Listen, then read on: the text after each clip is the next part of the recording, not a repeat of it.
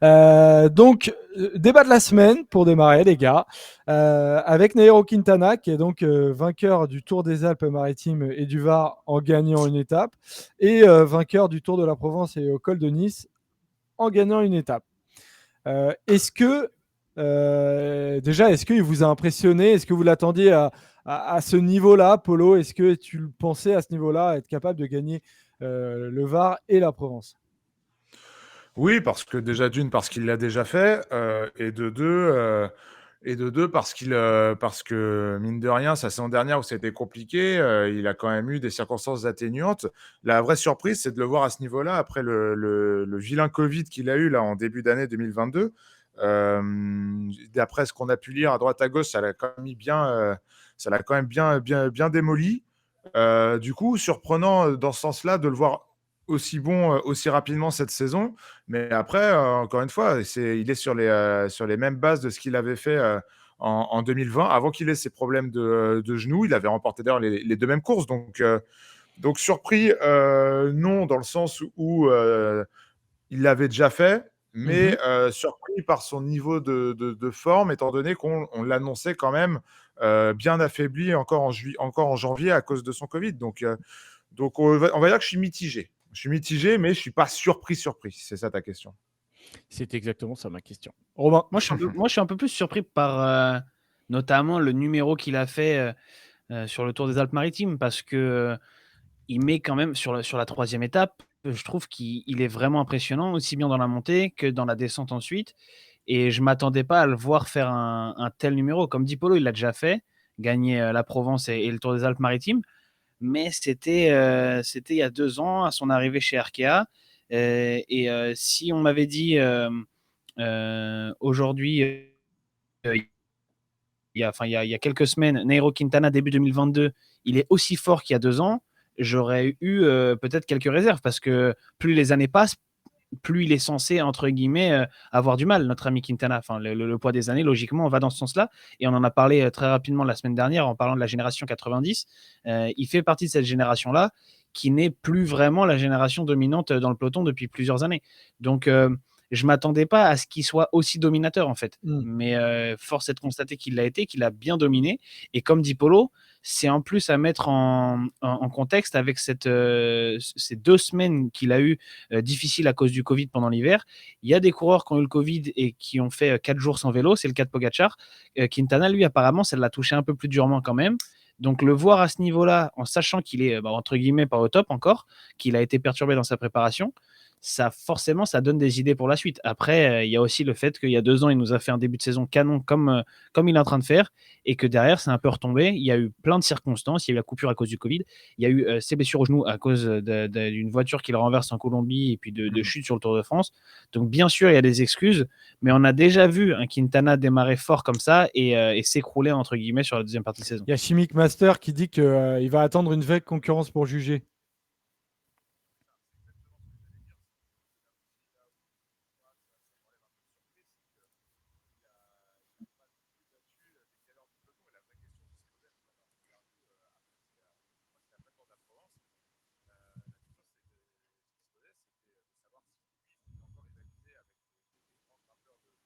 Mhm. Et lui, on est persuadé en tout cas. Donc, à l'image de ce que a retranscrit Emmanuel Hubert, il y a un discours hyper positif à l'image de cette équipe Arkea Samsic qui fait quand même un excellent début de saison. Après, il faut voir parce que battre à la Philippe ou un Ivan Sosa comment dire, pas encore à son meilleur niveau sur le Tour de la Provence ou battre Guillaume Martin ou Tim Wellens qui ne sont quand même pas non plus. Enfin, Guillaume Martin est un grimpeur, certes, plutôt en forme, mais qui n'est pas encore à son meilleur niveau, et un Tim Wellens qui, pour le coup, n'est pas du tout un grimpeur, même s'il fait un début de saison assez tonitruant.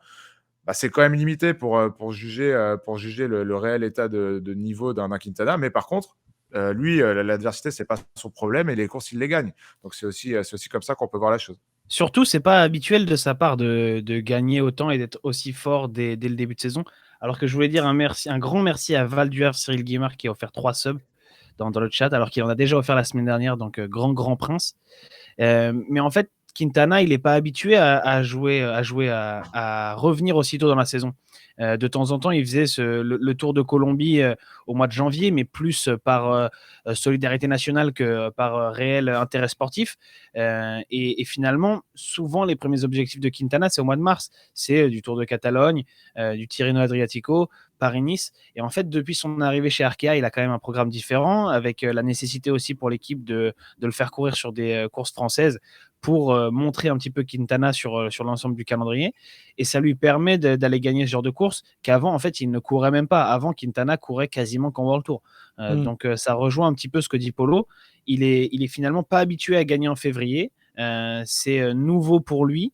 Mais d'un côté, ça peut lui donner une confiance que d'habitude, il n'a pas. Et je pense qu'aujourd'hui, s'il faisait sa reprise en Catalogne ou à Tirreno, il aurait beaucoup plus de difficultés à être aussi dominant. Et il aurait peut-être un Alors que là, en pas étant vu aussi record. fort sur les premières semaines de sa reprise, forcément, il emmagasine en confiance, je voulais dire. Est-ce que vous pensez que, déjà, est-ce qu'il y a un tour qui peut plus gagner que l'autre? Bien évidemment que le Tour de France, c'est peut-être le plus inaccessible.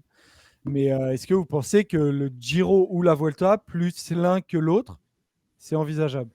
Bah, déjà, ce sera pas le Giro, en tout cas pas cette année, parce qu'Arkea n'y sera pas, hein. On rappelle qu'Arkea a cet objectif de viser le World Tour pour la saison prochaine et que la course est lancée et que dans cette idée-là, l'équipe a renoncé à l'invitation qu'on lui avait faite de participer au Giro.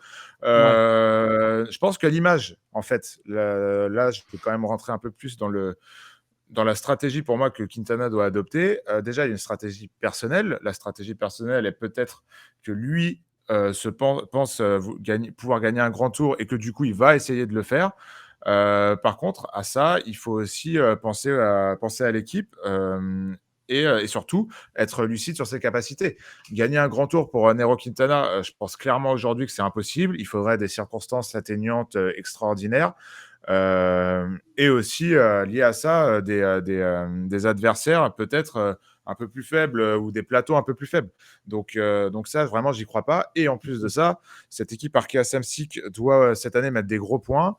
Et le problème, et on se posait beaucoup la question, notamment avec Guillaume Martin sur ses premières années, quand tu scores, quand tu veux scorer, ça ne sert pas à grand-chose de faire une 7e ou une 6e place au classement général d'un grand tour. Il faut aller chercher des victoires. Pourquoi pas des maillots, même si je crois que les maillots ne rapportent pas énormément de points. Mais en tout cas, des belles victoires sur les grands tours. Et ça, Quintana est encore largement capable de le faire. On l'a vu ces dernières années. Mais je pense que pour un classement général, déjà, je pense que d'un point de vue personnel, pour lui, ça va être compliqué. Et en plus, je pense qu'au niveau de la stratégie d'équipe globale pour cette saison d'Arkea Samsic, je pense qu'elle doit surtout viser les étapes. Mais surtout que le Tour de cette année, ça ne correspond pas à Quintana. Quand tu vois la part de Mm. contre-la-montre aussi, si tu es dans cette optique de regagner un grand tour, il faut aussi choisir tes courses. Et on sait qu'en étant chez Arkea, malheureusement, tu as un indéboulonnable dans ton calendrier, qui est le Tour de France, tu ne pourras pas y échapper. Si tu es le leader numéro 1 de l'équipe, tu iras sur le Tour. Et malheureusement, une année sur deux, il ne correspond pas à Quintana. Alors peut-être un peu moins d'une année sur deux, parce que récemment, on a eu quelques Tours de France vraiment dessinés pour les grimpeurs. Mais de manière générale, régulièrement, le Tour de France ne correspond pas à Quintana. Et c'est le cas cette année. Et quand tu as 32 ans et que tu veux regagner un grand tour, tu n'as pas forcément le luxe d'attendre 4-5 ans d'avoir un parcours qui te convient. Donc, je pense que Quintana doit choisir ses grands tours. Après, c'est une stratégie d'équipe aussi, comme tu le dis, Polo. Le fait de ne pas aller sur le Giro, c'est un choix que fait Arkea. Sachant que si tu crois dans les capacités de Quintana de gagner un grand tour cette année, bon, bah, clairement, ça ne peut pas être le Tour de France vu le parcours. Mais ça Donc, peut tu être peux le te Giro. dire, on va aller sur le Giro parce que je pense que Quintana va le gagner.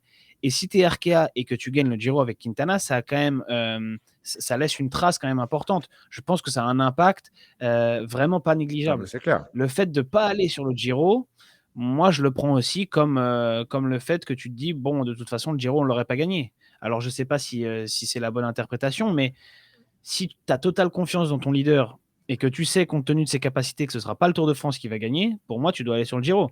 Mais voilà, tu sais aussi que si tu mets Quintana sur le Giro, il ne sera pas au top sur le Tour. Et ce que tu veux, c'est avant tout te montrer sur le Tour de France.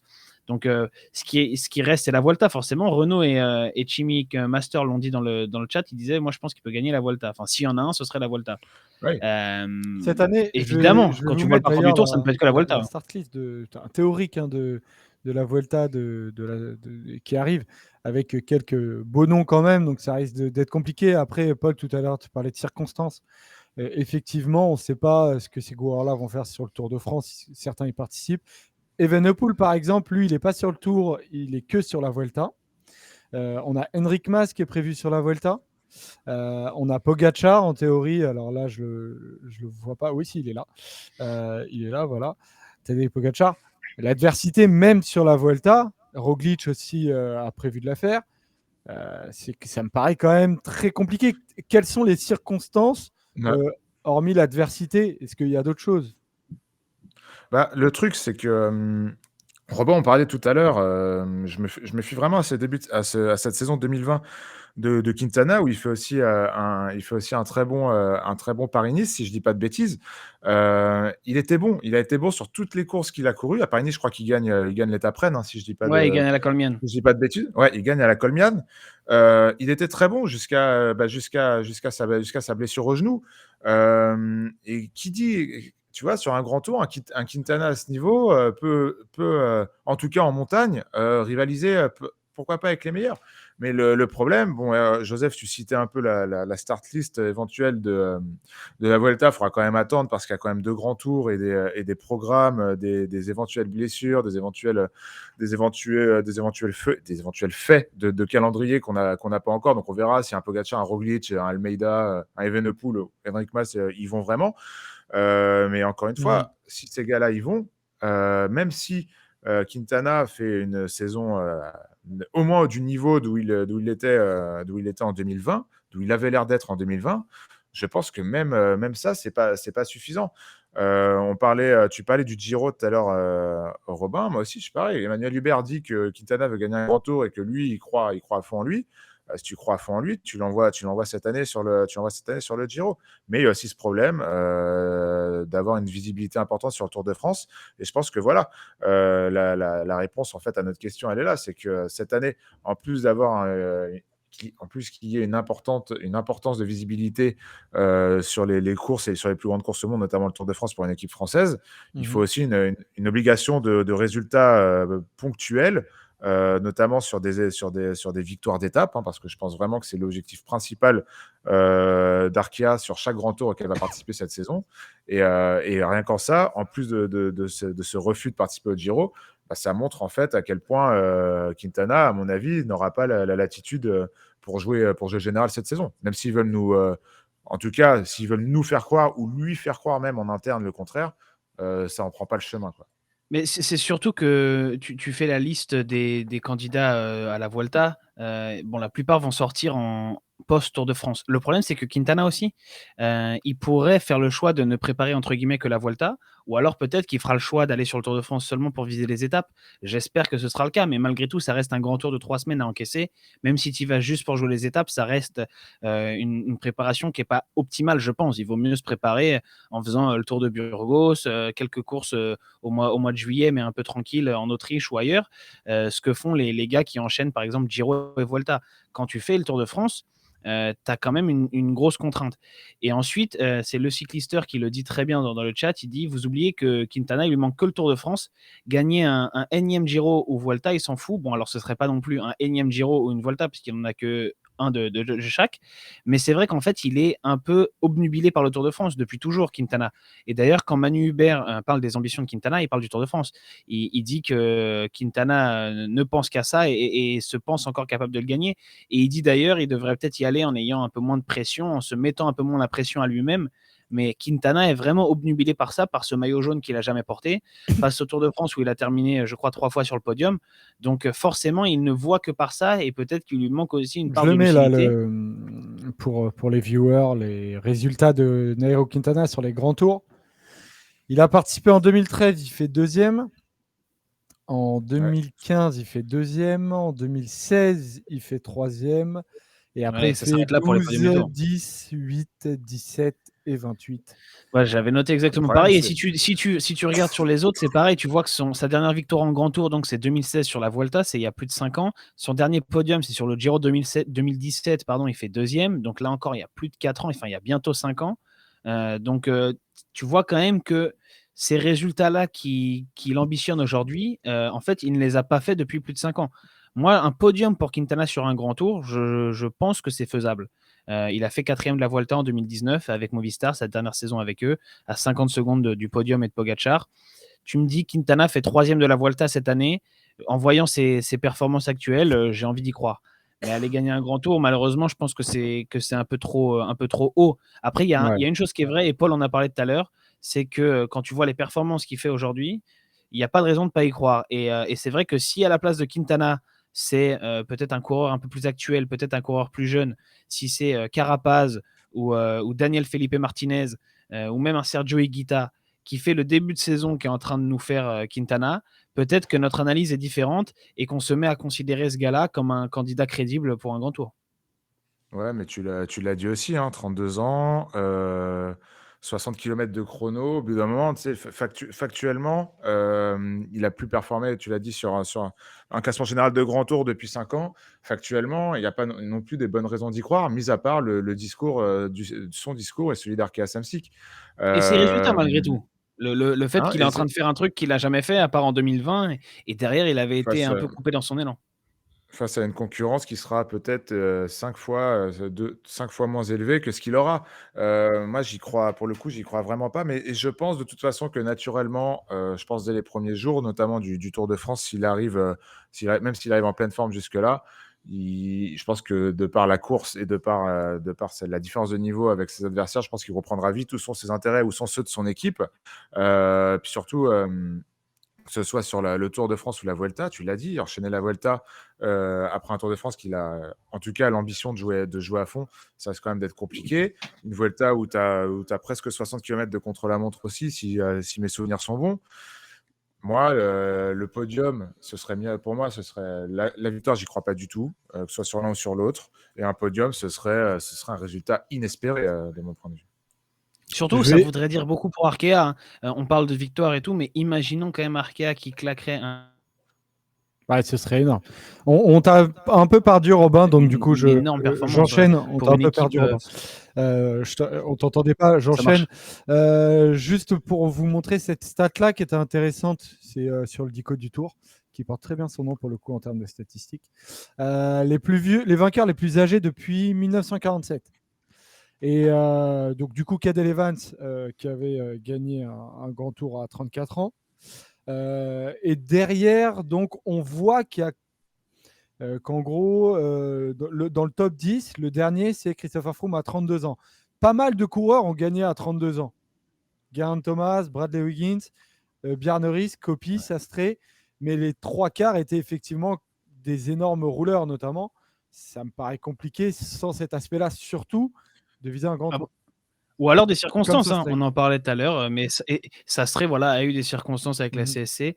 Le truc, c'est que Sastré, il était dans une très grosse équipe, alors que Arkea, même s'ils font un début de saison fantastique, voilà, ils n'ont pas la puissance d'une équipe comme Ineos ou C'est Jumbo-Visma, quoi. ça. Et comme tu l'as dit, Joseph, le parcours, contrairement à, je pense, à 2020, le parcours ne lui correspond pas du tout cette année, ne serait-ce que par ces nombreux kilomètres de contre-la-montre. Moi, c'est surtout, en fait, c'est vraiment factuel, pur et dur, mais rien que ça élimine Quintana, en fait. Oui, C'est ça c'est c'est dur à se évident, ça dire, c'est mais c'est comme évident. ça. Bon, en tout cas, lui, il croit, donc on va suivre ça avec attention parce que vu le début de saison qu'il nous fait, sincèrement, il nous a régalé. Il a été impressionnant, hein, notamment sur la montagne de Lure. Franchement, ça fait longtemps qu'on n'avait pas vu un Quintana aussi chaud.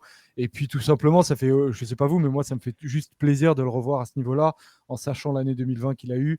On rappelle, il a été renversé par une voiture, il a été opéré des 2 genoux en octobre. Et aussi, il y a eu la descente de police. Alors, rien n'en a résulté, donc on peut dire aussi que ça a dû être dur pour lui de le vivre, la descente de police dans les locaux d'Arkea. Donc il y a eu tout ça, et le revoir aujourd'hui à ce niveau-là, ça fait juste plaisir de voir un aéro heureux.